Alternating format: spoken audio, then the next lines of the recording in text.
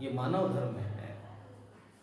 मानवता पर जब संकट आता है, मनुष्य जाति पर जब संकट आया है, तो ऐसे समय में हम अपने मानवता के गुणों को जागृत करके उस मानवता के माध्यम से सब लोगों तक खुशहाली का व्यवहार पहुंचाए, खुशहाली का व्यापार करें उनके साथ में। अब ये समय और सारे व्यापार बंद है तो कोई बात नहीं है, इतना समय आपने सहन किया है, थोड़ा सा समय और सहन कर लीजिएगा।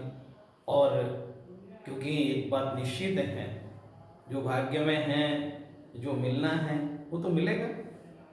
कुछ लोग अक्सर धर्म ध्यान में लगे रहते थे, वो 2-4 घंटे दुकानों पर नहीं जाते थे, तो वो आकर के बताते थे कि हम आज 4 घंटे लेट गए, लेकिन अगले 4 घंटे में हमने इतना कर लिया, इतना कर लिया, इतना मिल गया हमको कि जितना हम रोज 8-10 घंटे में भी नहीं कमा पाते थे।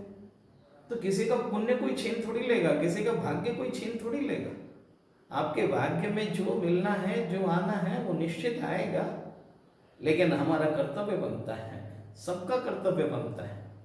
इस समय हम जैन हैं, हम हिंदू हैं, हम मुसलमान हैं, हम सिख हैं, हम ईसाई हैं, हम बौद्ध हैं, हम ब्राह्मण हैं, ये महत्वपूर्ण नहीं है। इस समय ये महत्वपूर्ण है कि हम सब मानव हैं और हम भारतवासी हैं। हमारे देश पर जिस राष्ट्र में, जिस देश में, जिस गांव में, जिस समाज में हम रहते हैं, वो आत्मबोध होना चाहिए कि ये सब हम लोगों का है। इसमें यहाँ इस समय हम कोई किसी तरह की बंटवारे की बात न करके, कोई पंथवादों की बात न करके, तेरा मेरा न कर करके एकत्रित होकर अपने स्वयं को भी सुरक्षित करें और दूसरों को भी सुरक्षित करने का प्रयत्न करें।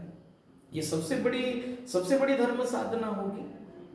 और अगर इस साधना को करने में हम सफल हो गए तो ऐसा आशीर्वाद परमात्मा का, ऐसी कृपा परमात्मा की आपके ऊपर बरसेगी कि आने वाले समय में आपको जो लग रहा है कि आज हम इस नुकसान में हैं, उस नुकसान में, आप कोई नुकसान में नहीं है।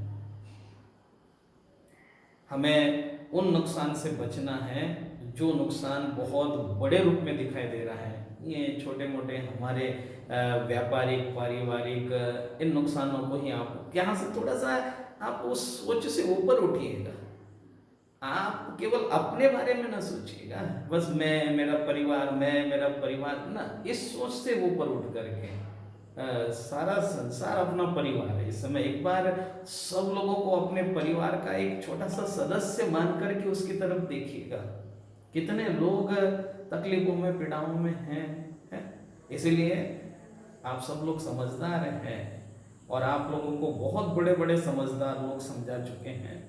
इसके बावजूद आज मुझे लगा कि मुझे भी आपसे कुछ बात करनी चाहिए और वो बात अगर आपके समझ में आ जाए तो ये सबसे बड़ी समझदारी वाली बात होगी कि इस समय हम अपनी समझ के माध्यम से, अपनी समझ को उत्पन्न करके, उसको जन्म दे करके समझदारी का प्रयोग करें, सबके साथ अच्छा व्यवहार करें और सुबह से शाम तक प्रार्थना करें।